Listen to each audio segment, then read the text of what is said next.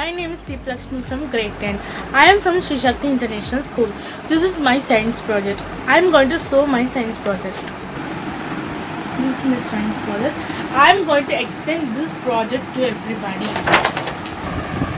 Enzymes involved in digestion process. This is my topic of project.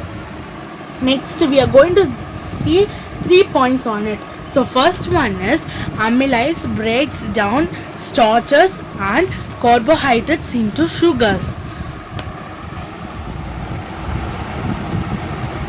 Protease enzymes break down proteins into amino acids.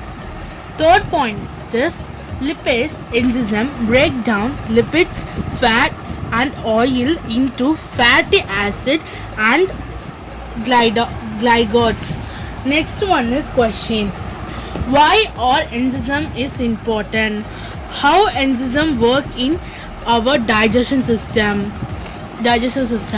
Amylase is produced in the salivary glands, pancreas and in small intestine. So this is the diagram of this topic. They gave step by step with a diagram. I am going to explain digestive enzymes such as amylase, lipase, pepsin, trypsin, etc.